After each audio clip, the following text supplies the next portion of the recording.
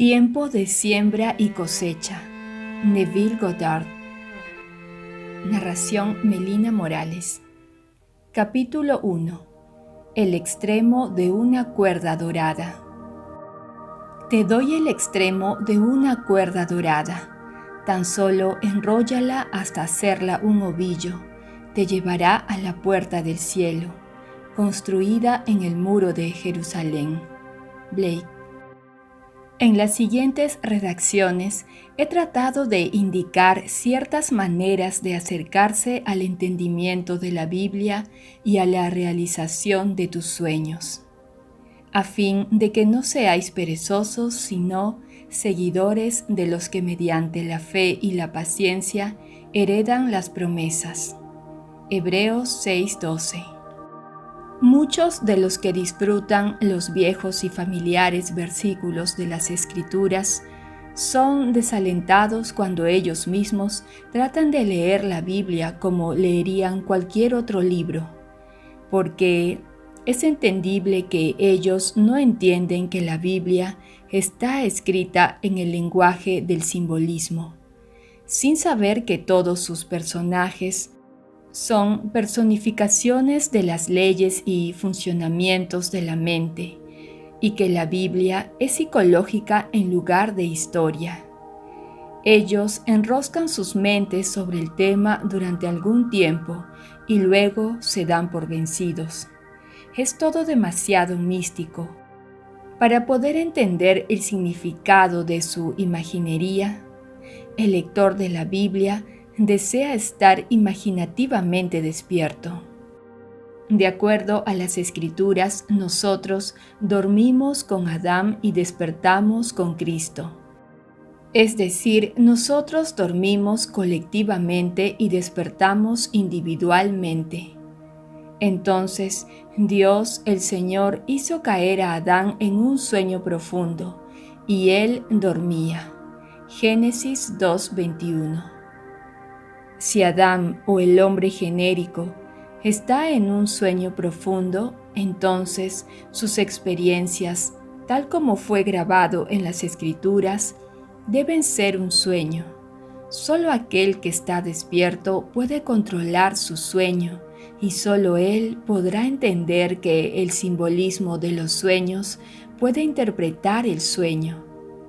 Y se dijeron el uno al otro: ¿no ardía nuestro corazón dentro de nosotros mientras nos hablaba en el camino, cuando nos abría las Escrituras? Lucas 24:32. La Biblia es una revelación de las leyes y funcionamientos de la mente expresadas en el lenguaje de aquel reino de dimensión desconocida, al cual nos vamos cuando dormimos. Dado a que el lenguaje simbólico de este reino de dimensión desconocida es prácticamente el mismo para todos los hombres, los recientes explotadores de este reino, la imaginación humana, lo llaman el inconsciente colectivo. El propósito de este libro, sin embargo, no es darte definiciones completas de los símbolos bíblicos, ni interpretaciones exhaustivas de sus historias. Todo lo que espero haber logrado es haber indicado el camino por el cual tengas más probabilidades de éxito en realizar tus deseos. Todas las cosas que desees puede ser obtenido solo a través del consciente ejercicio voluntario de la imaginación, en directa obediencia a las leyes de la mente. En algún lugar dentro de este reino de la imaginación existe un estado de ánimo, un sentimiento del deseo cumplido que, si se lo apropia, significa el éxito para ti. Este reino, este Edén, tu imaginación, es más vasto de lo que conoces y recompensa a la exploración. Te doy el extremo de una cuerda dorada. Tú debes enrollarla hasta hacerla un ovillo. Capítulo 2. Los cuatro poderosos. Salía de Edén un río para regar el huerto, y de allí se repartía en 4 brazos. Génesis 2:10. Cada uno tenía 4 caras. Ezequiel 10:14. Yo veo 4 hombres sueltos que se pasean en medio del fuego sin sufrir ningún daño, y el aspecto del cuarto es semejante al Hijo de Dios. Daniel 3:25. 4 poderosos que están en cada hombre. Blake. Los 4 poderosos constituyen la yoidad del hombre, o Dios en el hombre. Existen 4 poderosos en cada hombre, pero estos 4 poderosos no son 4 seres separados el uno del otro como lo están los dedos de las manos. Los 4 poderosos pueden ser igualados con los 4 caracteres hebreos, Yod, Bau, de derecha a izquierda, que forman el misterioso nombre de 4 letras del poder creativo, Yahvé, o aún ocasionalmente conocido como Jehová, combinando desde su interior las formas pasadas, presentes y futuras del verbo ser. El tetragramatón es reverenciado como el símbolo del poder creativo en el hombre. Yo soy, las 4 funciones creativas en el hombre extendiéndose para realizar en el fenómeno material real cualidades latentes en sí mismo. Podemos entender mejor los 4 poderosos al compararlos con los 4 personajes más importantes en la producción de una obra teatral. Todo el mundo es un escenario y todos los hombres y mujeres son meramente actores. Tienen sus salidas y sus entradas, y un hombre en su tiempo interpreta muchos roles. De la obra Como a ti te guste, acto 2, escena 7, de William Shakespeare. El productor, el autor, el director y el actor son los 4 personajes más importantes en la producción de una obra. En el drama de la vida, la función del productor es sugerir el tema de la obra. Esto lo hace en la forma de un deseo, como por ejemplo, desearía ser exitoso, desearía poder hacer un viaje, desearía estar casado, y así sucesivamente. Pero para aparecer en el escenario del mundo, estos temas generales deben ser especificados de alguna manera y trabajados en detalle. No es suficiente decir, desearía ser exitoso. Es muy ambiguo. ¿Exitoso en qué? Sin embargo, el primer poderoso solo sugiere un tema. La dramatización del tema se la deja a la originalidad del segundo poderoso, el autor. Al dramatizar el tema, el autor escribe solo la última escena de la obra, pero a esta escena la escribe en detalle. La escena debe dramatizar el deseo cumplido. Mentalmente, él construye una escena lo más parecido a la vida real, de lo que experimentaría si ya hubiese realizado su deseo. Cuando la escena es claramente visualizada, el trabajo del autor ya está hecho. El tercer poderoso en la producción de la obra de la vida es el director. La tarea del director es vigilar que el actor permanezca fiel al guión y hacerlo practicar una y otra vez hasta que se haga natural en su rol. Esta función se la puede asemejar a una atención controlada y conscientemente dirigida. Una atención enfocada exclusivamente en la acción que implica que el deseo ya ha sido realizado. La forma del cuarto es como el Hijo de Dios, la imaginación humana, el actor. Este cuarto poderoso realiza dentro de sí mismo en la imaginación la acción predeterminada que implica el cumplimiento del deseo. Esta función no visualiza ni observa la acción. Esta función representa el drama realmente y lo hace una y otra vez hasta que tome todos los tonos de la realidad. Sin la visión dramatizada del deseo cumplido, el tema permanece como un mero tema y duerme por siempre en los vastos aposentos de los temas aún no nacidos. Y así también, sin la atención cooperante, obediente a la visión dramatizada del deseo cumplido, podrá la visión percibida obtener realidad materializada. Los cuatro poderosos son los 4/4 del alma humana. El primero es el Rey de Jehová, quien sugiere el tema. El segundo es el sirviente de Jehová, quien fielmente trabaja sobre el tema y lo convierte en una visión dramática. El tercero es el hombre de Jehová, quien fue atento y obediente a la visión del deseo cumplido, quien trae a la divagante imaginación de vuelta hacia el guión, 60 veces 7. La forma del cuarto es Jehová mismo, quien representa el tema dramatizado en el escenario de la mente.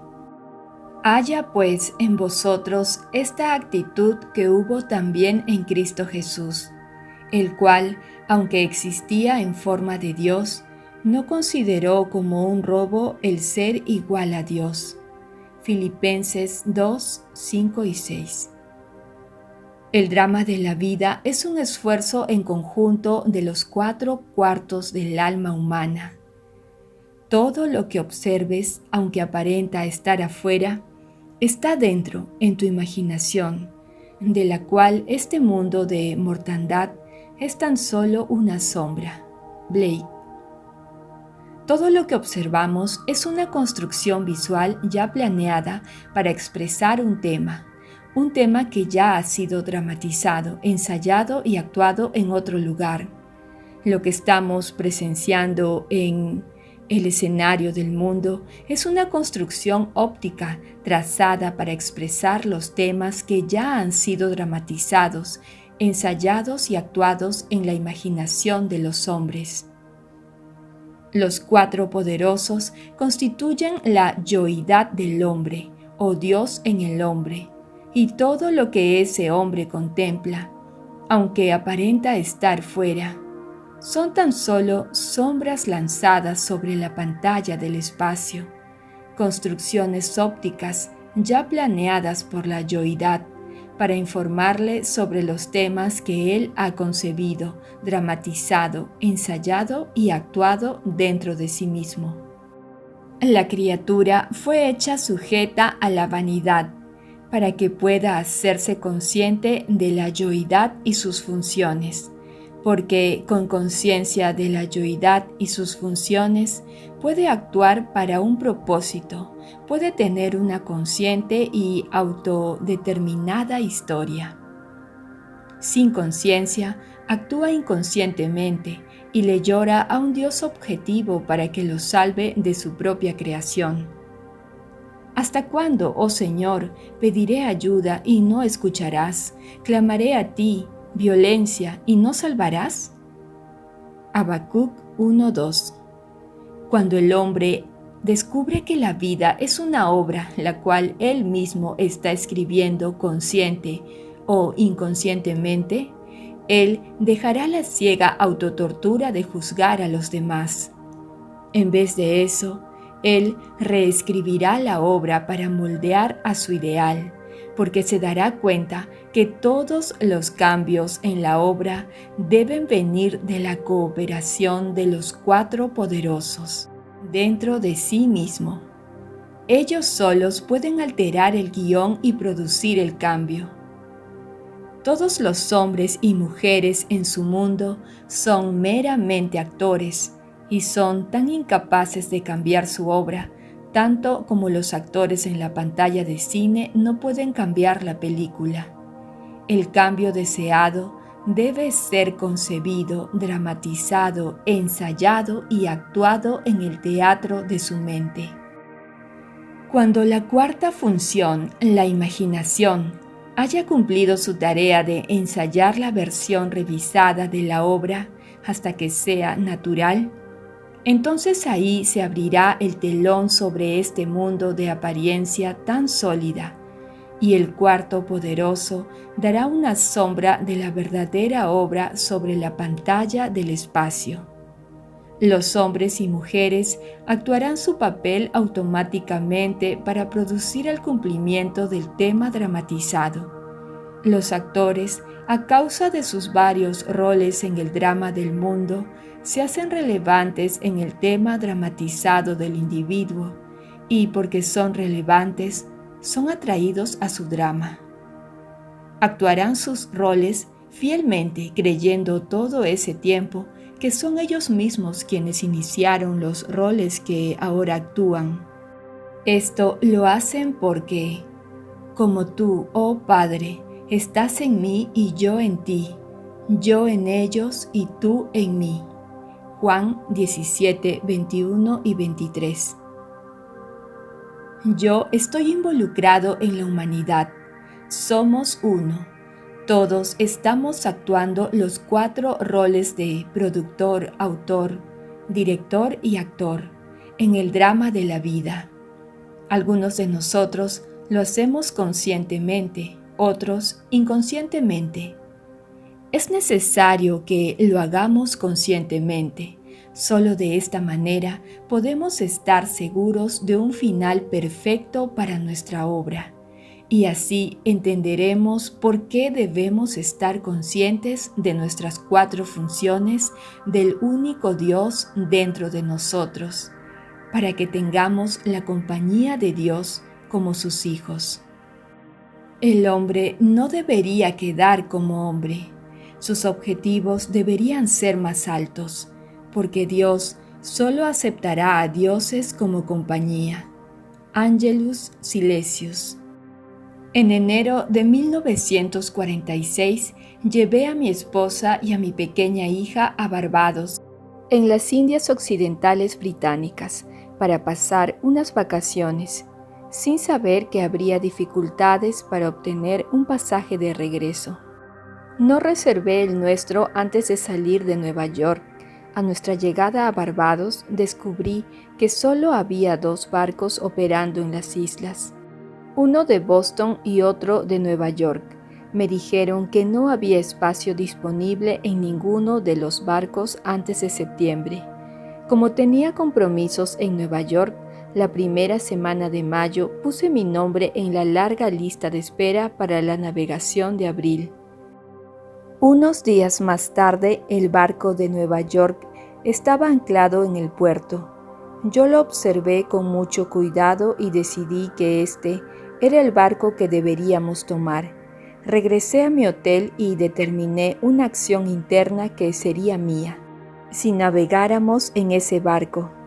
Me senté en un sillón de mi habitación para perderme en esta acción imaginativa. En Barbados tomamos una lancha a motor o bote de remos hasta lo profundo en el puerto, cuando nos embarcamos en un gran barco de vapor. Sabía que debía captar el sentimiento de que estábamos navegando en ese barco. La primera vez que lo intenté, mi atención vagó después de que llegué a la parte superior de la pasarela. Me traje de regreso e intenté una y otra vez. No recuerdo cuántas veces llevé a cabo esta acción en mi imaginación, hasta que llegué a la cubierta y volví a mirar hacia el puerto con el sentimiento de una dulce tristeza al partir.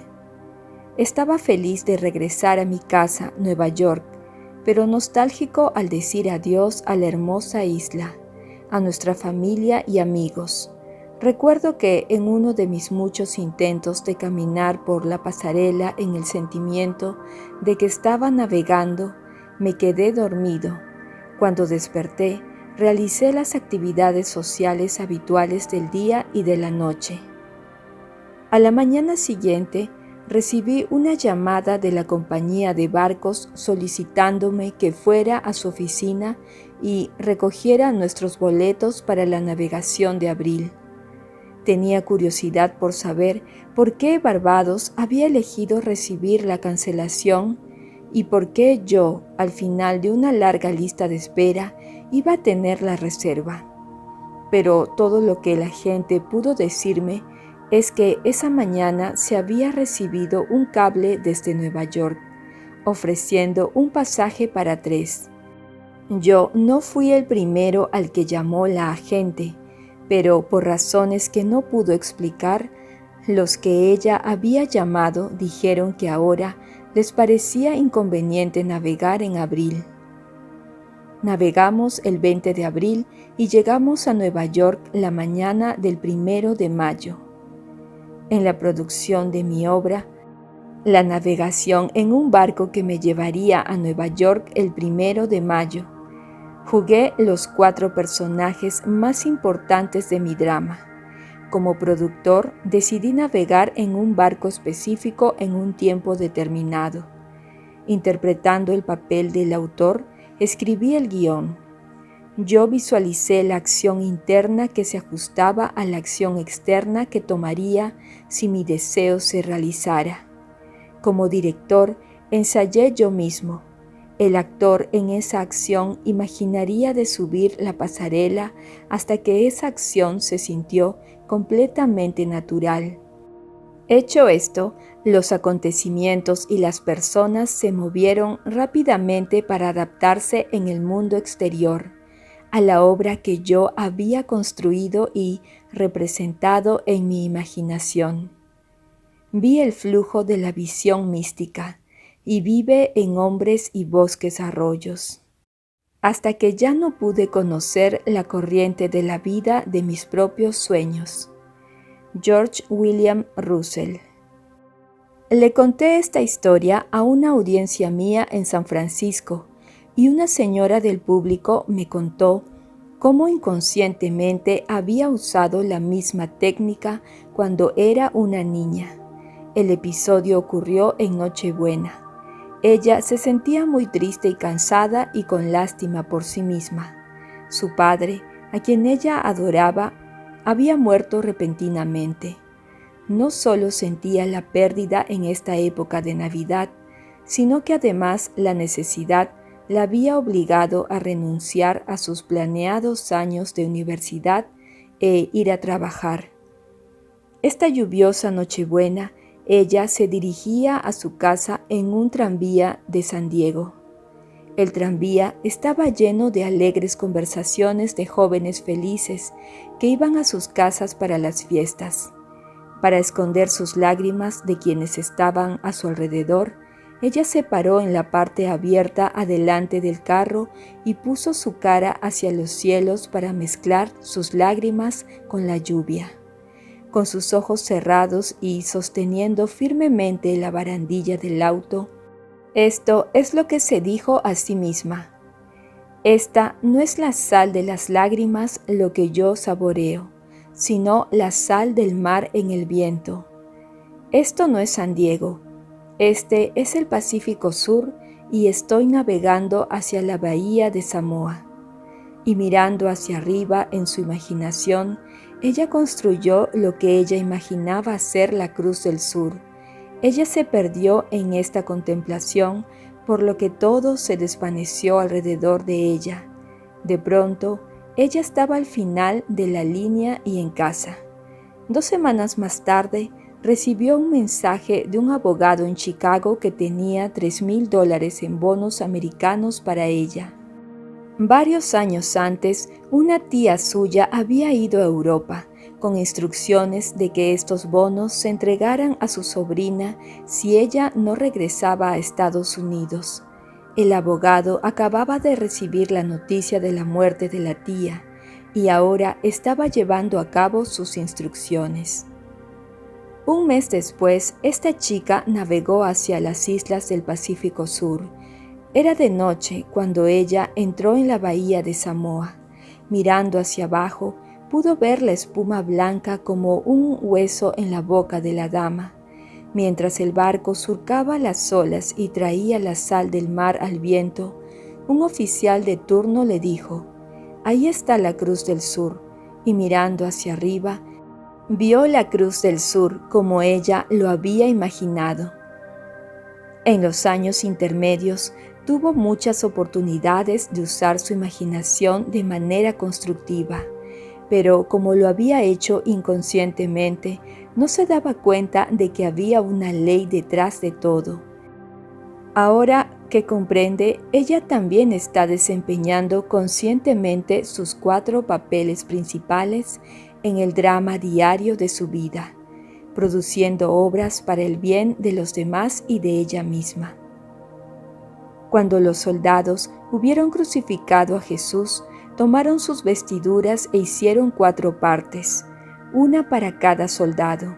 Tomaron también su túnica, la cual era sin costura, de un solo tejido de arriba a abajo.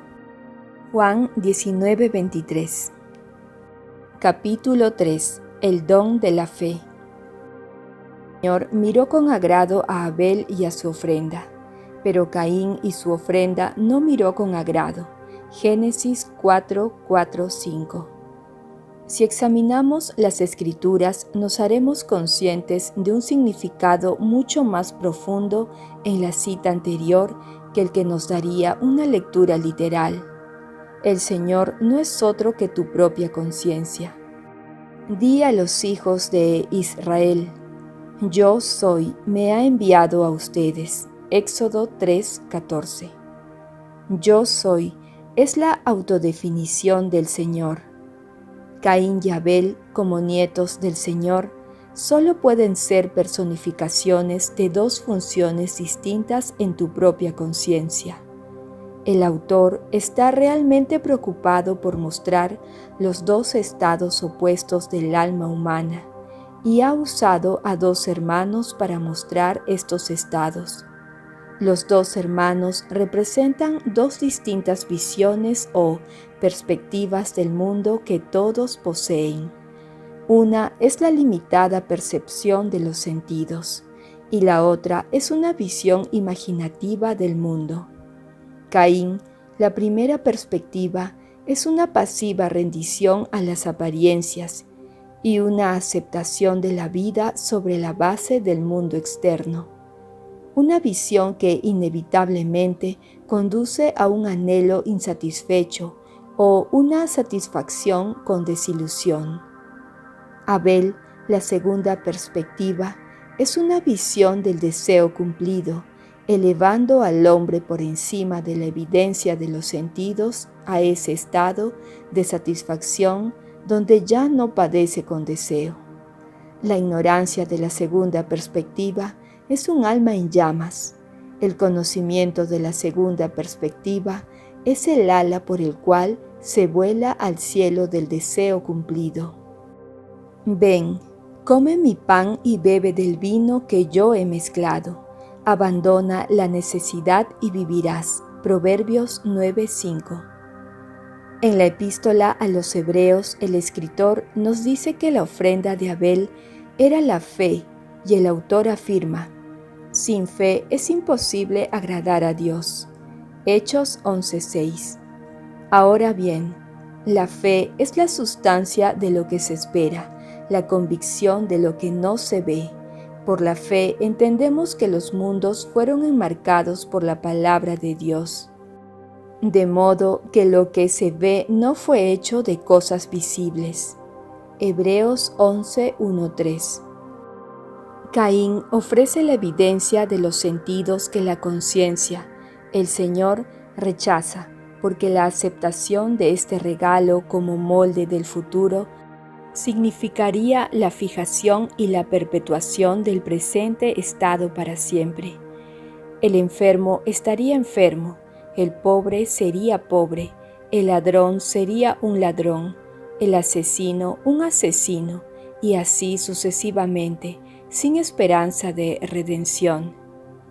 El Señor o conciencia no considera ese uso pasivo de la imaginación. que es el regalo de Caín. Él se deleita con el regalo de Abel, el ejercicio activo, voluntario y amoroso de la imaginación a beneficio del hombre para él y para los demás. Diga el hombre débil, yo soy fuerte. Joel 3:10. Deja que el hombre ignore las apariencias y se declare a sí mismo como el hombre que quiere ser. Déjalo imaginar belleza donde sus sentidos revelan cenizas, alegría donde testifiquen duelo, riquezas donde dan testimonio de pobreza. Solamente mediante este uso activo y voluntario de la imaginación, el hombre puede ser elevado y el Edén restaurado. El ideal siempre está esperando encarnarse, pero a menos que nosotros mismos ofrezcamos el ideal al Señor, nuestra conciencia, asumiendo que ya somos aquello que buscamos encarnar, es incapaz de nacer. El Señor necesita su plan diario de fe para moldear el mundo en armonía con nuestros sueños. Por la fe, Abel ofreció a Dios un sacrificio más excelente que Caín. Hebreos 11:4. La fe sacrifica el hecho aparente por la verdad inaparente. La fe se aferra a la verdad fundamental de que, a través de una suposición, los estados invisibles se convierten en hechos visibles. Porque, ¿qué es la fe a menos que sea para creer lo que no se ve? San Agustín. Recientemente tuve la oportunidad de observar los maravillosos resultados de alguien que tuvo fe para creer lo que no vio. Una joven me pidió que conociera a su hermana y a su sobrino de 3 años. Era un niño lindo y saludable, con ojos azules claros y una piel excepcionalmente fina y sin manchas. Entonces, ella me contó su historia.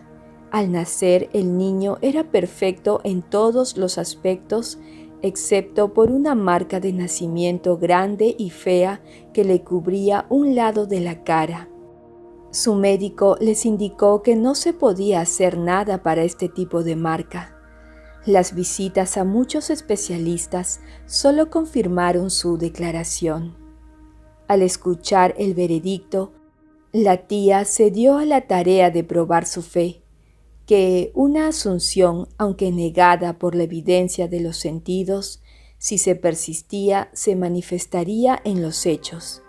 Y entonces, cada vez que ella pensaba en el bebé, muy a menudo veía en su imaginación a un bebé de 8 meses con una cara perfecta, sin ningún rastro de marca. Esto no fue fácil, pero ella sabía que, en este caso, ese era el regalo de Abel que agradaba a Dios. Ella persistió en su fe, creía en lo que no se podía ver.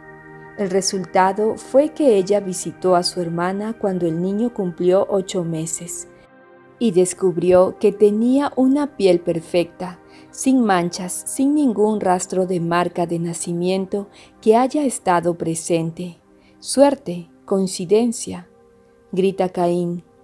No, Abel sabe que estos son nombres dados por aquellos que no tienen fe en las obras de la fe. Caminamos por fe, no por vista. Segunda de Corintios 5:7. Cuando la razón y los hechos de la vida se oponen a la idea que deseas realizar y aceptas la evidencia de tus sentidos y los dictados de la razón como la verdad, tú has traído al Señor, tu conciencia, el regalo de Caín. Es obvio que tales ofrendas no le agradan. La vida en la tierra es un campo de entrenamiento para la creación de imágenes. Si usas solo los moldes que tus sentidos dictan, no habrá cambios en tu vida. Tú estás aquí para vivir la vida más abundante, por lo que debes usar los moldes invisibles de la imaginación, y hacer de los resultados y logros la prueba crucial de tu poder para crear. Solo cuando asumas el sentimiento del deseo cumplido y continúas allí, estás ofreciendo el regalo que le agrada. Cuando el regalo de Abel es mi atuendo, entonces realizaré mi deseo. El profeta Malaquías se queja de que el hombre ha robado a Dios. Pero dicen, ¿en qué te hemos robado? En los diezmos y las ofrendas. Malaquías 3:8. Los hechos basados en la razón y la evidencia de los sentidos, que se oponen a la idea que busca expresión, te roban la creencia en la realidad del estado invisible. Pero la fe es la evidencia de las cosas que no se ven, y por medio de ella, llama a las cosas que no son como si fuesen. Romanos 4:17. Llama a lo que no se ve, asume que ya se ha cumplido tu deseo. Para que haya alimento en mi casa y pruébenme ahora en esto, dice Jehová de los ejércitos, si no te abro las ventanas del cielo y derramo tanta bendición, que no habrá espacio suficiente para recibirla. Malaquías 3:10. Esta es la historia de una pareja que vive en Sacramento, California, que se negó a aceptar la evidencia de sus sentidos, que se negaron a ser robados a pesar de una aparente pérdida. La esposa le había dado a su marido un reloj de pulsera muy valioso. El regalo duplicó su valor debido al sentimiento adjunto. Ellos tenían un pequeño ritual con el reloj. Todas las noches, al quitarse el reloj, él se lo entregaba a ella y lo guardaba en una caja especial en la cómoda. Todas las mañanas ella tomaba el reloj y se lo daba a él para que se lo pusiera. Una mañana el reloj no estaba. Ambos recordaron haber realizado sus partes habituales la noche anterior. Por lo tanto, el reloj no se había perdido ni extraviado, sino que había sido robado. Entonces allí determinaron no aceptar el hecho de que realmente se había ido. Se dijeron el uno al otro, esta es una oportunidad para practicar lo que creemos. Decidieron que, en su imaginación, representarían su ritual habitual como si el reloj realmente estuviera allí. En su imaginación, todas las noches el marido se quitaba el reloj y se lo daba a su esposa, mientras que en su imaginación ella recibía el reloj y cuidadosamente lo guardaba. Todas las mañanas ella sacaba el reloj de su caja y se lo daba a su esposo, y él a su vez se lo ponía. Esto lo hicieron fielmente durante 2 semanas. Después de 14 días, un hombre entró en la única joyería de Sacramento, donde fue reconocido el reloj. Mientras ofrecía una joya para su evaluación, el dueño de la tienda notó el reloj de pulsera que llevaba puesto, con el pretexto de necesitar un examen más detallado de la piedra, entró a una oficina interna y llamó a la policía. Después de que la policía arrestó al hombre, encontraron en su apartamento más de $10,000 en joyas robadas. Al caminar, por fe, no por vista, esta pareja logró su deseo, el reloj, y también ayudó a muchos otros a recuperar lo que parecía haberse perdido para siempre. Si uno avanza confiadamente en la dirección de su sueño y se esfuerza por vivir la vida que ha imaginado, se encontrará con un éxito inesperado en horas comunes. Toriau. Capítulo 4. La escala del ser. Y tuvo un sueño, y he aquí, había una escalera apoyada en la tierra, cuyo extremo superior alcanzaba hasta el cielo, y he aquí los ángeles de Dios subían y bajaban por ella. y he aquí el Señor estaba sobre ella. Génesis 28, 12, 13. En un sueño, en una visión de la noche, cuando el sueño profundo cayó sobre Jacob, se abrió su ojo interior y vio el mundo como una serie de niveles de conciencia, ascendentes y descendientes. Era una revelación de la más profunda visión de los misterios del mundo. Jacob vio una escala vertical de ascendentes y descendientes valores o estados de conciencia. Esto le da sentido a todo en el mundo externo, ya que sin tal escala de valores no habría significado para la vida. En todo momento el hombre permanece en la escala eterna del significado. No hay objeto o evento que haya tenido lugar alguna vez o esté teniendo lugar ahora que no tenga significado.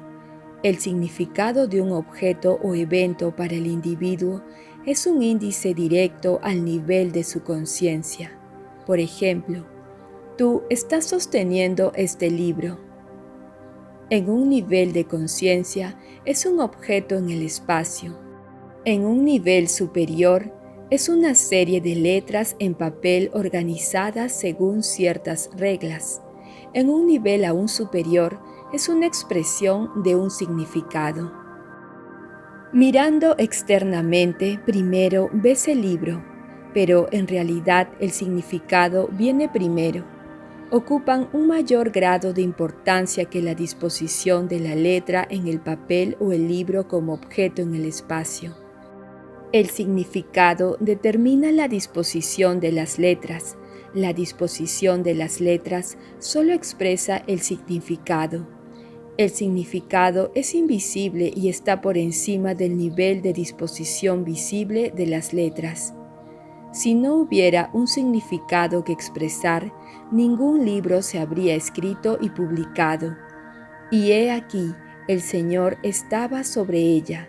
El Señor y el significado son uno, el Creador, la causa de los fenómenos de la vida. En el principio era la palabra, y la palabra estaba con Dios, y la palabra era Dios. Juan 1:1.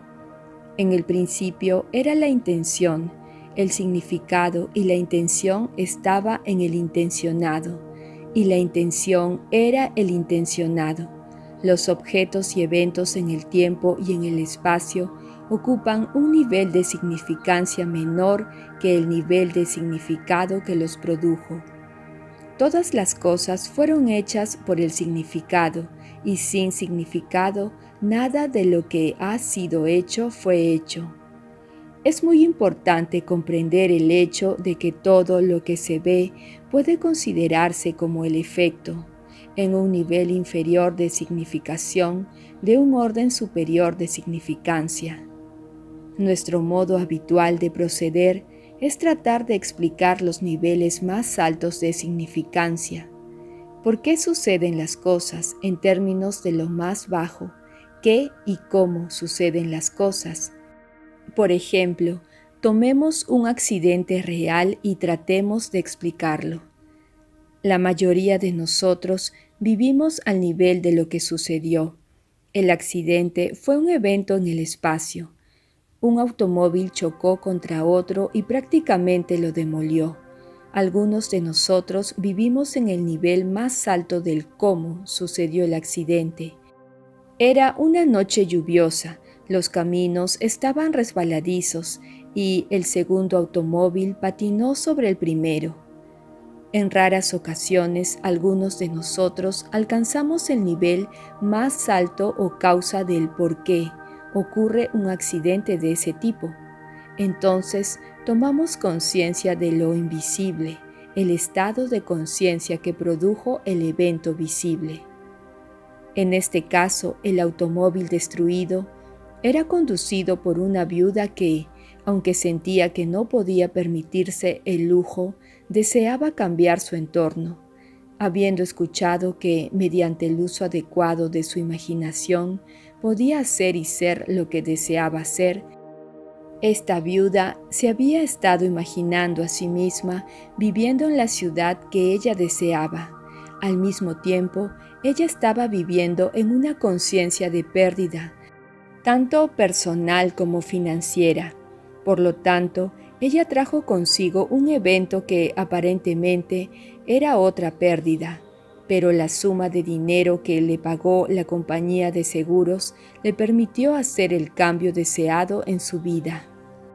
Cuando vemos el porqué detrás del aparente accidente, el estado de conciencia que produjo el accidente, somos guiados a la conclusión de que no hay accidente.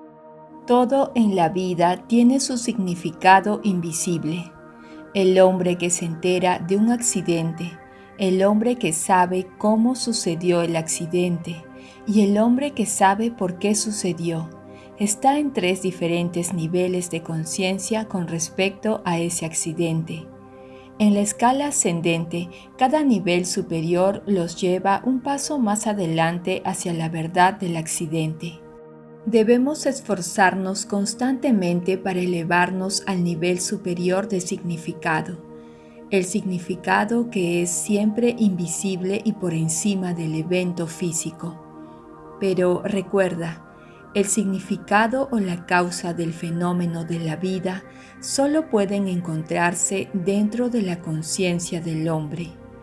El hombre está tan absorto en el lado visible del drama de la vida, el lado del qué ha sucedido y cómo sucedió, que rara vez se eleva al lado invisible del por qué sucedió. Él se niega a aceptar la advertencia del profeta de que lo que se ve fue hecho de lo que no se veía. Hebreos 11:3. Sus descripciones del qué ha sucedido y cómo sucedió son verdaderas en términos de su correspondiente nivel de pensamiento. Pero cuando pregunta por qué sucedió, todas las explicaciones físicas caen y se ve obligado a buscar el porqué o su significado en el nivel superior e invisible. El análisis mecánico de los eventos trata solo con las relaciones externas de las cosas. Tal curso nunca alcanzará el nivel que contiene el secreto de por qué ocurren los eventos. El hombre debe reconocer que los lados inferiores y visibles fluyen del nivel de significado superior e invisible. La intuición es necesaria para elevarnos al nivel del significado, al nivel del por qué suceden las cosas.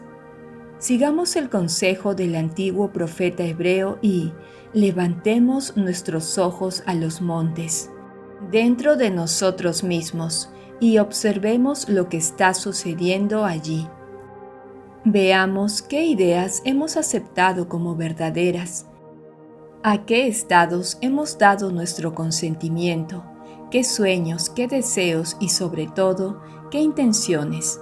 Es desde estas colinas que todas las cosas vienen a revelar nuestra estatura, nuestra altura, en la escala vertical de significado.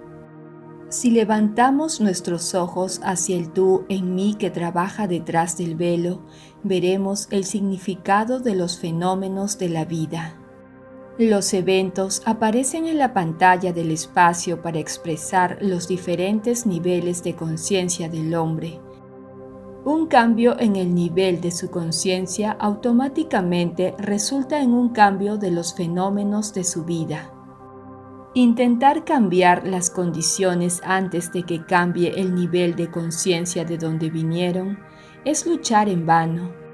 El hombre redime al mundo a medida que asciende en la escala vertical del significado. En la analogía del libro vimos que a medida que la conciencia se eleva al nivel en que el hombre podía ver el significado expresado en la disposición de las letras, también incluía el conocimiento de que las letras estaban organizadas de acuerdo a ciertas reglas y que tales arreglos, cuando se imprimían en papel y se juntaban, formaban un libro. Lo que es verdad del libro es verdad de cada evento en el mundo.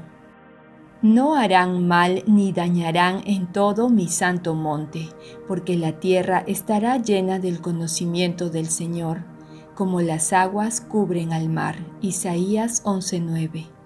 Nada debe ser descartado, todo es para ser redimido. Nuestras vidas ascendiendo la escalera vertical del significado hacia una conciencia cada vez mayor. Una conciencia de cosas de significado superior es el proceso por el cual se lleva a cabo esta redención. Como el hombre organiza letras en palabras y palabras en oraciones para expresar un significado, de manera similar, la vida organiza circunstancias, condiciones y eventos para expresar los invisibles significados o actitudes de los hombres. Nada es sin significado. Pero el hombre, al no conocer el nivel superior de significado interno, mira afuera un panorama de eventos en movimiento y parecen no tener significado para la vida. Siempre hay un nivel de significado determinando los eventos y su relación esencial con nuestras vidas. Aquí hay una historia que nos permitirá ver el bien en las cosas que parecen malas, retener el juicio y actuar correctamente en medio de problemas. Hace apenas unos años, nuestro país estaba conmocionado por una aparente injusticia en nuestro medio. La historia fue contada en la radio y la televisión, así como también en los periódicos. Tú puedes recordar el incidente. El cuerpo de un joven soldado estadounidense asesinado en Corea fue devuelto a su casa para su entierro. Justo antes del servicio, a su esposa le hicieron una pregunta de rutina. ¿Era su esposo o un caucásico?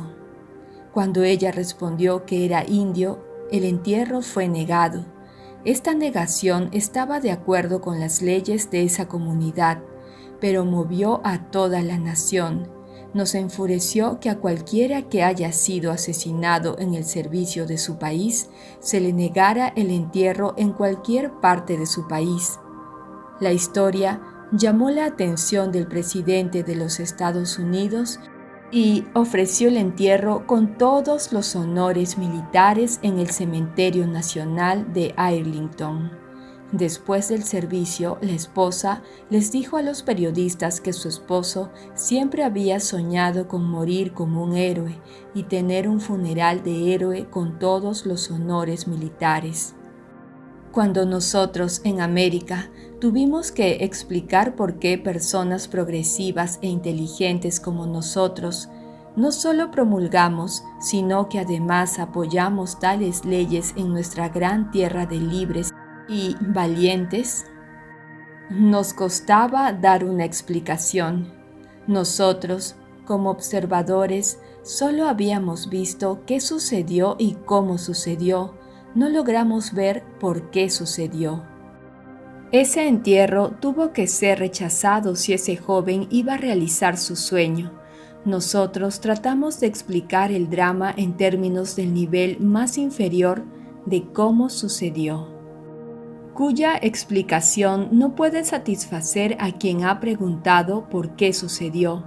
La verdadera respuesta, vista desde el nivel superior de significado, sería una inversión de nuestros comunes hábitos de pensamiento que serían rechazados instantáneamente. La verdad es que los estados futuros son causantes de los hechos actuales. El joven indio soñando con una muerte de héroe, con todos los honores militares, era como Lady Macbeth, transportada más allá de este presente ignorante, y podía sentir ahora el futuro en el instante. Y por eso él, estando muerto aún, habla. Hebreos 11:4. Capítulo 5. El juego de la vida. Puedo más fácilmente enseñar a 20 lo que es bueno hacer que ser uno de los 20 en seguir mi propia enseñanza. Shakespeare. Con esta confesión de mi mente, ahora te enseñaré cómo jugar el juego de la vida. La vida es un juego, y como todos los juegos, tiene sus objetivos y sus reglas. En los pequeños juegos que los hombres inventan, como el cricket, el tenis, el béisbol, el fútbol, etc., las reglas pueden ser cambiadas de vez en cuando. Después de acordar los cambios, el hombre debe aprender las nuevas reglas y jugar el juego dentro del marco de las reglas aceptadas.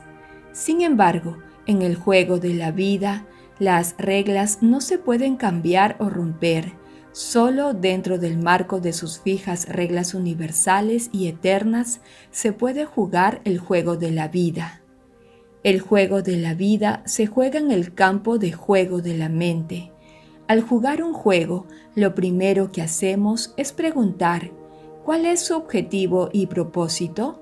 Y lo segundo, ¿cuáles son las reglas del juego? En el juego de la vida, nuestro principal objetivo es hacia una mayor conciencia, una conciencia de cosas de mayor significado.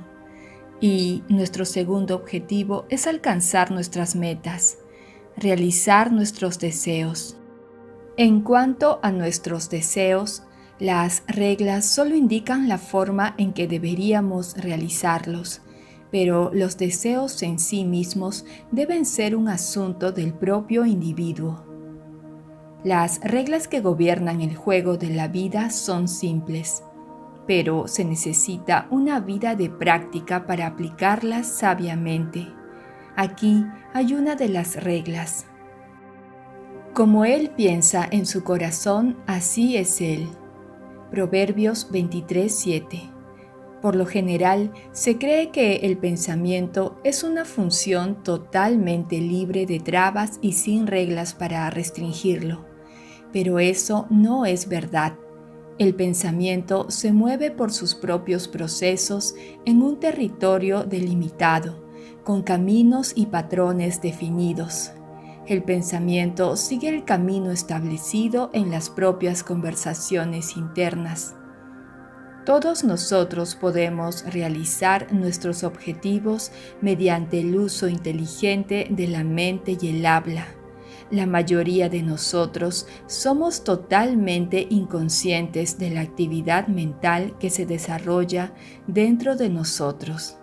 Pero para jugar el juego de la vida exitosamente, debemos tomar conciencia de todas nuestras actividades mentales, ya que esta actividad, en forma de conversaciones internas, es la causa de los fenómenos externos de nuestra vida. Toda palabra ociosa que el hombre hable dará cuenta de ella en el día del juicio. Porque por tus palabras serás justificado y por tus palabras serás condenado. Mateo 12, 36, 37. La ley de la palabra no se puede romper, no será quebrado hueso suyo. Juan 19, 36. La ley de la palabra nunca pasa por alto una palabra interna y nuestra ignorancia de su poder no hace ni la menor concesión. Moldea la vida a nuestro alrededor, mientras que nosotros, por nuestras conversaciones internas, moldeamos la vida dentro de nosotros mismos. Esto se hace para revelarnos nuestra posición en el campo de juego de la vida. No hay oponente en el juego de la vida, solo está el objetivo. No hace mucho tiempo estaba discutiendo esto con un exitoso y filantrópico hombre de negocios. Él me contó una interesante historia sobre sí mismo. Él dijo, ¿sabes, Neville? Aprendí sobre los objetivos en la vida cuando tenía 14 años y fue en el campo de juego en la escuela. Yo era bueno en la pista y había tenido un buen día. Pero había una carrera más por correr y tenía una dura competencia con otro chico. Yo estaba decidido a vencerlo. Lo vencí. Es cierto, pero mientras lo estaba vigilando, un tercer niño que no era considerado para nada como competencia, ganó la carrera. Esa experiencia me enseñó una lección que he utilizado a lo largo de mi vida. Cuando la gente me pregunta acerca de mi éxito, yo debo decir que creo que es porque nunca he hecho mi objetivo el ganar dinero. Mi objetivo es el uso inteligente y productivo del dinero. Las conversaciones internas de este hombre son basadas en la premisa de que ya tiene dinero. Su pregunta interna constante es el adecuado uso de este. Las conversaciones internas del hombre que lucha por obtener dinero solo demuestran su falta de dinero. En su ignorancia del poder de la palabra, está construyendo barreras en el camino hacia el logro de su objetivo. Él tiene su ojo en la competencia más que en la meta en sí. La culpa, querido Brutus, no está en las estrellas, sino en nosotros mismos, que consentimos en ser inferiores. Julio César, Acto 1, Escena 2. Como los mundos fueron enmarcados por la palabra de Dios, también nosotros como imitadores de Dios, como hijos amados, creamos las condiciones y circunstancias de nuestras vidas mediante nuestras poderosas palabras humanas internas. Sin práctica, ni el más profundo conocimiento del juego producirá los resultados deseados. Al que sabe hacer lo correcto, es decir, que conoce las reglas y no lo hace, para él es pecado. En otras palabras, fallará el blanco y no logrará su objetivo. En la parábola de los talentos, la condena del maestro al siervo que no hizo uso de su obsequio es clara e inconfundible. Y, habiendo descubierto una de las reglas del juego de la vida, nos arriesgamos al fracaso ignorándola. El talento no usado como la extremidad no ejercitada se adormece y finalmente se atrofia. Debemos ser hacedores de la palabra y no solo oidores, dado que el pensamiento sigue los caminos establecidos en las propias conversaciones internas. No solo podemos ver hacia dónde nos dirigimos en el juego de la vida al observar nuestras conversaciones internas, sino también podemos determinar hacia dónde iremos controlando y dirigiendo nuestra conversación interna. ¿Qué pensarías y dirías y harías si ya fueras quien quieres ser? Comienza a pensar y decir y hacer esto interiormente. Se te dice que hay un Dios en el cielo que revela los secretos. Y siempre debes recordar que el cielo está dentro de ti. Y para dejar bien en claro quién es Dios, dónde está y cuáles son sus secretos, Daniel continúa. Tu sueño y las visiones que has tenido son estos. Revelan los caminos a los cuales estás atado y señalan la dirección a la cual te diriges. Esto es lo que hizo una mujer para cambiar el camino al cual lamentablemente había estado atada hacia la dirección en la que ella quería ir. Durante 2 años se había mantenido alejada de las 3 personas que más amaba. Ella había tenido una pelea con su nuera, quien le echó de su casa. Durante esos 2 años. Ella no había visto ni escuchado nada de su hijo, su nuera o su nieto, a pesar que ella había enviado numerosos obsequios a su nieto durante ese tiempo. Cada vez que ella pensaba en su familia, que era a diario, mantenía una conversación mental con su nuera, culpándola por la pelea y acusándola de ser egoísta. Al escuchar una conferencia mía una noche, fue esta misma conferencia sobre el juego de la vida y cómo jugarlo. De pronto se dio cuenta de que ella era la causa del prolongado silencio y que ella y solo ella debía hacer algo al respecto. Reconociendo que su objetivo era volver a tener esa afectuosa relación de antes, ella se propuso la tarea de cambiar por completo su conversación interna. Esa misma noche, en su imaginación, hizo 2 tiernas y amorosas cartas escritas a ella, una de su nuera y la otra de su nieto. En su imaginación las leyó una y otra vez hasta que se durmió en el alegre ánimo de haber recibido las cartas. Ella repitió este acto imaginario cada noche durante 8 noches. En la mañana del 9º día recibió un sobre con 2 cartas, una de su nuera y otra de su nieto. Eran cartas amorosas y tiernas que la invitaban a visitarles, casi réplicas de las que había hecho mentalmente. Al usar su imaginación conscientemente y amorosamente, había cambiado el camino al cual había estado atada, en la dirección que quería ir hacia una feliz reunión familiar. Un cambio de actitud es un cambio de posición en el juego de la vida.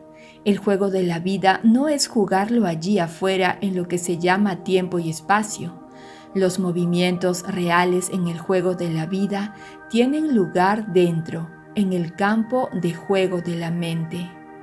Perdiendo tu alma de nuevo para encontrarla, rendida hacia ese objetivo tú separadamente. Laurence Housman. Capítulo 6. Tiempo, tiempos y la mitad. Y uno de ellos dijo al hombre vestido de lino que estaba sobre las aguas del río: ¿Hasta cuándo será el final de estas maravillas? Y oí al hombre vestido de lino que estaba sobre las aguas del río, que, alzando su mano derecha y su mano izquierda al cielo, juró por aquel que vive para siempre, que será por tiempo, tiempos y la mitad. Daniel 12:6-7. En una de mis conferencias impartidas en Los Ángeles sobre el tema del significado oculto detrás de las historias de la Biblia, alguien me pidió que interpretara la cita anterior del libro de Daniel. Después de confesar que no sabía el significado de ese pasaje en particular, una mujer en la audiencia se dijo a sí misma: si la mente se comporta de acuerdo con la asunción con la que comienza, entonces yo encontraré la verdadera respuesta a esa pregunta y se la diré a Neville, y esto es lo que ella me dijo. Anoche se hizo la pregunta: ¿cuál es el significado de tiempo, tiempos y la mitad? Como se registra en Daniel 12:7. Antes de irme a dormir la noche anterior me dije: ahora hay una simple respuesta a esta pregunta, así que asumiré que yo la sé, y mientras duermo, mi ser superior encontrará la respuesta y la revelará a mi ser inferior en sueños o visión. Desperté alrededor de las 5 de la madrugada. Era demasiado temprano para levantarme. Así que, al permanecer en la cama, caí rápidamente en ese estado medio somnoliento, entre despierto y dormido, y mientras estaba en ese estado, vino a mi mente una imagen de una anciana. Estaba sentada en una mecedora y meciéndose adelante y atrás, de ida y vuelta. Entonces una voz que sonó como tu voz me dijo: hazlo, una y otra vez hasta que adquiera los tonos de la realidad. Salté de la cama y volví a leer el 12º capítulo de Daniel. Y esta es la respuesta intuitiva que recibí, tomando los versículos 6 y 7, porque constituyen la pregunta de anoche. Sentí que, si las prendas con las que se visten los personajes bíblicos corresponden a su nivel de conciencia, entonces, de hecho, el lino debe representar un nivel muy alto de conciencia, porque el hombre vestido de lino estaba parado sobre las aguas del río, y sí, como enseñas, el agua simboliza un alto nivel de verdad psicológica.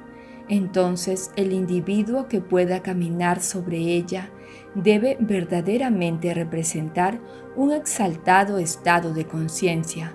Por lo tanto, sentí que lo que él tenía que decir realmente debía ser muy significativo. Ahora la pregunta que se le hacía era: ¿hasta cuándo será el final de estas maravillas? Y su respuesta fue: un tiempo, tiempos y la mitad. Recordando mi visión de la anciana balanceándose hacia adelante y hacia atrás, y tu voz diciéndome que lo hiciera una y otra vez hasta adquirir los tonos de la realidad, y recordando que esta visión y tus instrucciones vinieron a mí en respuesta a mi asunción de que sabía la respuesta, intuitivamente sentí que la pregunta que se le hacía al hombre vestido de lino significaba: ¿cuánto tiempo hasta que los maravillosos sueños que estoy soñando se conviertan en realidad? Y tu respuesta es: hazlo una y otra vez hasta que adquiera los tonos de la realidad. Un tiempo significa realizar la acción imaginaria que implica el cumplimiento del deseo. Tiempos significa repetir la acción imaginaria una y otra vez, y la mitad significa el momento de quedarse dormido mientras se realiza la acción imaginaria, porque tal momento generalmente llega antes de que se complete la acción predeterminada y por lo tanto se puede decir que es la mitad o parte de un tiempo. Obtener tal comprensión interna de las escrituras por la simple suposición de que ella sabía la respuesta fue una maravillosa experiencia para esta mujer. Sin embargo, para conocer el verdadero significado de tiempo, tiempos y la mitad, debe aplicar su comprensión en su vida diaria. Nunca debemos perder una oportunidad de probar esta comprensión, ya sea para nosotros mismos o para otro. Hace varios años, una viuda que vivía en el mismo edificio que nosotros vino a verme a causa de su gato. El gato era su fiel compañía y muy querido para su corazón. Sin embargo, él tenía 8 años, estaba muy enfermo y con gran dolor. No había comido durante días y no se movía de debajo de su cama. 2 veterinarios habían visto al gato y le dijeron a la mujer que no podría recuperarse y que debía ponerlo a dormir inmediatamente. Yo le sugerí que esa noche, antes de acostarse, ella creara en su imaginación alguna acción que indicara que el gato era su antiguo saludable ser. Le aconsejé que lo hiciera una y otra vez hasta que tomara los tonos de la realidad. Ella prometió hacerlo. Sin embargo, ya sea por falta de fe en mi consejo o por falta de fe en su propia capacidad para llevar a cabo la acción imaginaria, le pidió a su sobrina que pasara la noche con ella. Esta solicitud se hizo a razón de que, si el gato no estaba bien por la mañana, la sobrina podría llevarlo al veterinario y ella, la dueña, no tendría que enfrentar la temida tarea. Esa noche se acomodó en un sillón y comenzó a imaginar que el gato estaba brincando a su lado, arañando los muebles y haciendo muchas cosas que normalmente ella no habría permitido. Cada vez que descubría que su mente se había desviado de su tarea predeterminada de ver un gato normal, sano y juguetón, ella devolvía su atención de regreso a la habitación y comenzaba su acción imaginaria otra vez. Esto lo hizo una y otra vez hasta que, finalmente, en un sentimiento de alivio, se durmió, todavía sentada en su silla. Aproximadamente a las 4 de la mañana, ella fue despertada por el gemido de su gato. Él estaba parado junto a su silla. Después de llamar su atención, la dirigió a la cocina donde pedía comida. Ella le preparó un poco de leche tibia que bebió rápidamente y gimió por más. Ese gato vivió cómodamente durante 5 años más, cuando sin dolor ni enfermedad murió naturalmente en su sueño. ¿Hasta cuándo será el final de estas maravillas? será por tiempo, tiempos y a la mitad.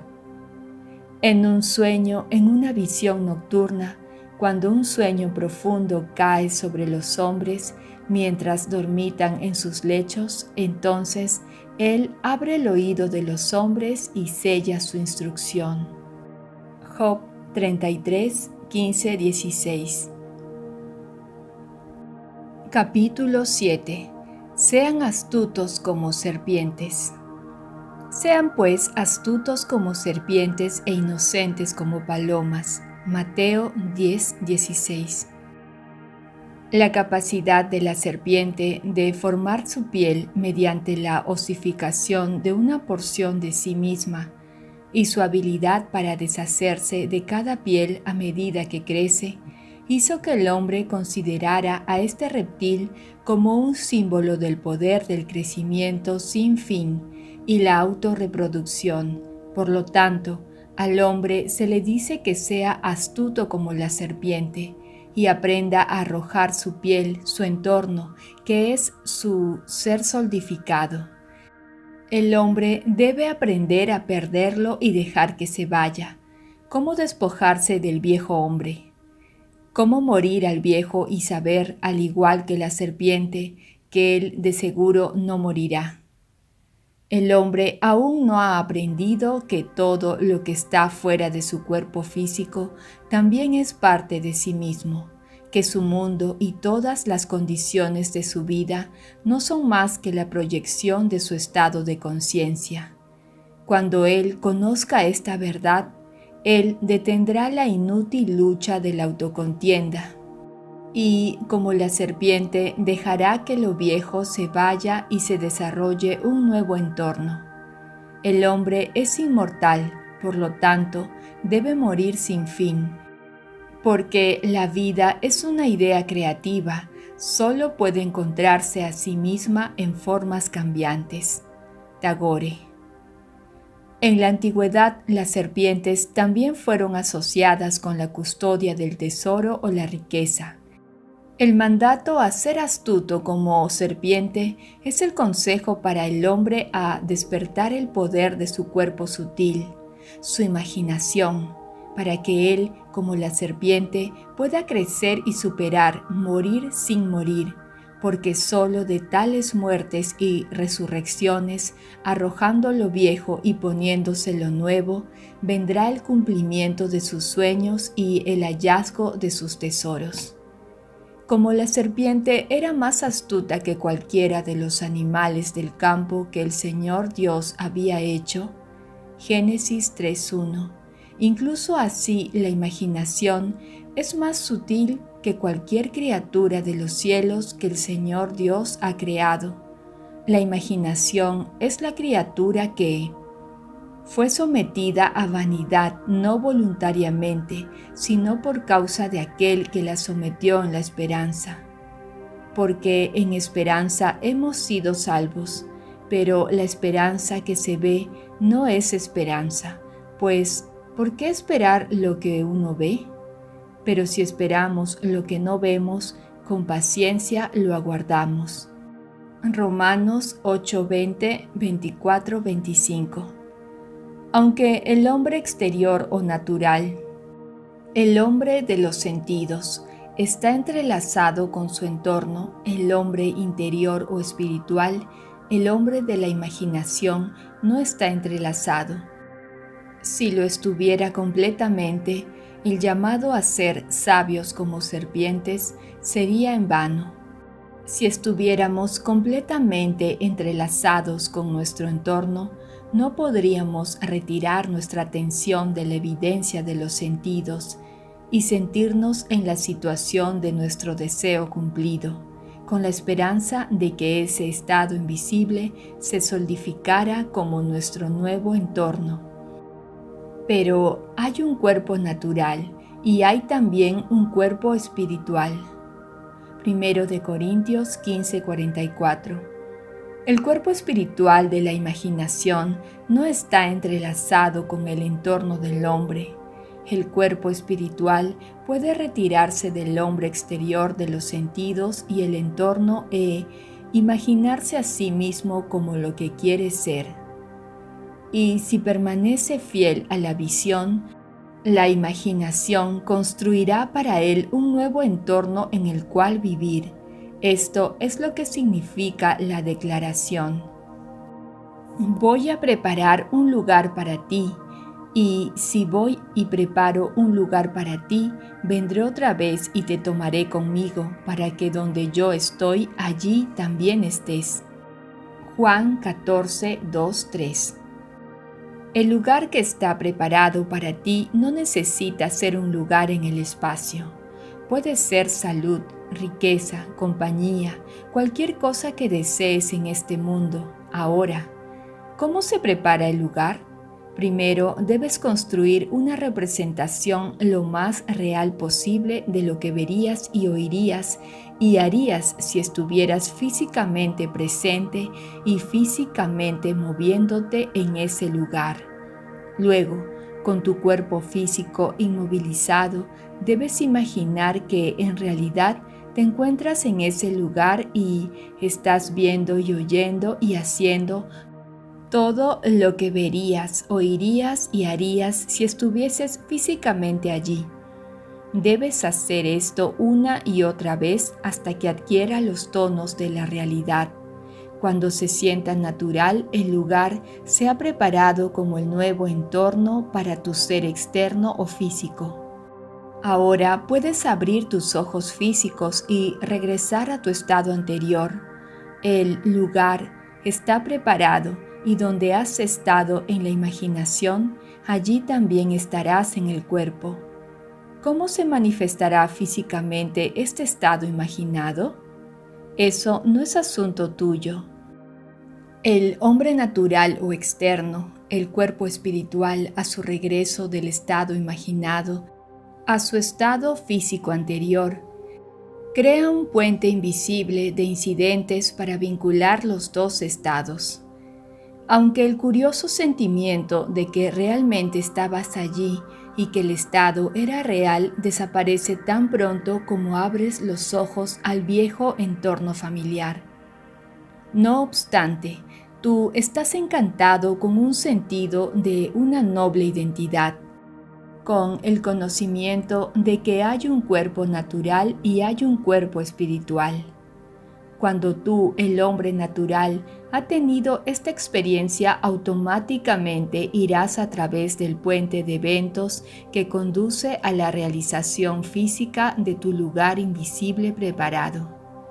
Este concepto que el hombre es dual y que el hombre interior de la imaginación puede habitar en estados futuros y regresar al momento presente con un puente de eventos para vincular a los dos, choca violentamente con la visión ampliamente aceptada sobre la personalidad humana y la causa y naturaleza de los fenómenos. Tal concepto exige una revolución en las actuales ideas sobre la personalidad humana y sobre espacio, tiempo y materia. El concepto de que el hombre consciente o inconscientemente determina las condiciones de vida al imaginarse a sí mismo en estos estados mentales lleva a la conclusión de que este mundo supuestamente sólido es una construcción de la mente, un concepto que al principio el sentido común rechaza. No obstante, debemos recordar que la mayoría de los conceptos que el sentido común rechazó en un principio, el hombre más tarde se vio forzado a aceptar. Estas interminables revocaciones de juicio que la experiencia ha forzado al hombre fue lo que llevó al profesor Whitehead a escribir: el cielo sabe que lo que parece un absurdo mañana puede ser una verdad demostrada. El poder creativo en el hombre duerme y necesita ser despertado. Despierta tú que duermes y levántate de entre los muertos. Efesios 5:14. Despierta del sueño que te dice que el mundo exterior es la causa de las condiciones de tu vida. Elévate del pasado muerto y crea un nuevo entorno. ¿No saben que ustedes son templo de Dios y que el Espíritu de Dios habita en ustedes? Primera de Corintios 3:16. El Espíritu de Dios en ti es tu imaginación, pero duerme y necesita ser despertado para que pueda elevarte de la barra de los sentidos donde durante tanto tiempo ha estado atado. Las infinitas posibilidades que se te presentan cuando te vuelves astuto como serpiente son inconmensurables. Seleccionarás las condiciones ideales que deseas experimentar y el entorno ideal en el que deseas vivir. Al experimentar estos estados en la imaginación hasta que adquieran una viveza sensorial, los exteriorizarás con la misma certeza con que la serpiente exterioriza su piel. Una vez que los hayas superado, los abandonarás tan fácilmente como la serpiente arroja su esmaltada piel. La vida más abundante, el propósito de la creación, no se puede asegurar a través de la muerte y la resurrección. Dios deseó la forma, entonces Él se hizo hombre. Y no es suficiente para nosotros reconocer el trabajo de su Espíritu en la creación. Debemos ver su trabajo en forma y decir que es bueno, a pesar que superemos la forma por siempre y para siempre. Y yo, si soy levantado de la tierra, atraeré a todos los hombres hacia mí. Juan 12:32. Si yo soy elevado de la evidencia de los sentidos al estado de conciencia que deseo manifestar y permanezco en ese estado hasta que se sienta natural, voy a formar ese estado a mi alrededor y todos los hombres lo verán. Pero, ¿cómo persuadir al hombre de que esto es verdad? Que la vida imaginativa es la única verdad, que asumir el sentimiento del deseo cumplido es el camino hacia la vida más abundante y no la compensación del escapista. Ese es el problema. Para ver cómo ensanchadas cámaras de deleite, lo que significa vivir en los reinos de la imaginación, para apreciar y disfrutar del mundo, uno debe vivir imaginativamente. Uno debe soñar y ocupar su sueño, luego crecer y superar el sueño, por siempre y para siempre. Los hombres no imaginativos, quienes no perderán su vida en un nivel para encontrar un nivel superior, no son nada más que la esposa de Lot, un autosatisfecho pilar de sal. Por otro lado, aquellos que rechazan la forma como ser no espiritual y que rechazan la encarnación como algo separado de Dios, ignoran el gran misterio. Grande es el misterio. Dios se ha manifestado en la carne. Tu vida expresa una cosa y una cosa solamente, tu estado de conciencia. Todo es dependiente de eso. Cuando tú, a través de la imaginación, asumes un estado de conciencia, ese estado comienza a vestirse en forma, se solidifica a tu alrededor como la piel de la serpiente se osifica a su alrededor. Pero debes ser fiel al estado, no debes ir de un estado a otro, sino más bien espera pacientemente en ese estado invisible hasta que tome forma y se convierta en un hecho objetivo. Es necesario tener paciencia, pero la paciencia será fácil después de tu primer éxito en arrojar lo viejo y hacer que crezca lo nuevo, porque seremos capaces de esperar de acuerdo a cómo hemos sido recompensados por la comprensión en el pasado. La comprensión es el secreto de la paciencia. Qué alegría natural y deleite espontáneo yace al ver el mundo, no con los ojos, sino a través de los ojos. Como dice Blake, imagina que estás viendo lo que quieres ver y permanece fiel a tu visión. Tu imaginación hará por sí misma una forma correspondiente en la cual vivir. Todas las cosas están hechas por el poder de la imaginación. Nada comienza excepto en la imaginación del hombre. De adentro hacia afuera es la ley del universo. Como es adentro, es afuera. El hombre se vuelve hacia afuera en su búsqueda por la verdad, pero lo esencial es mirar adentro. La verdad está dentro de nosotros mismos. No surge de cosas externas a pesar de lo que creas. Hay un centro más profundo en todos nosotros, donde la verdad permanece en plenitud, y el saber consiste más bien en abrir una vía por donde el esplendor aprisionado puede escapar, que en hacer una entrada para una luz que supuestamente está afuera. Robert Browning, Paracelsus. Creo que estarás interesado en un ejemplo de cómo una joven mujer se desplomó de la piel del resentimiento y se puso un tipo de piel muy diferente. Los padres de esta mujer se separaron cuando ella tenía 6 años y ella había vivido con su madre. Rara vez veía a su padre, pero una vez al año él enviaba un cheque por $5 para Navidad. Después de su matrimonio, él aumentó su regalo de Navidad a $10. Después de una de mis conferencias, ella estaba pensando en mi declaración de que la sospecha del hombre sobre otro es solo una medida de su propio engaño. Y ella reconoció que había estado albergando un resentimiento hacia su padre durante años.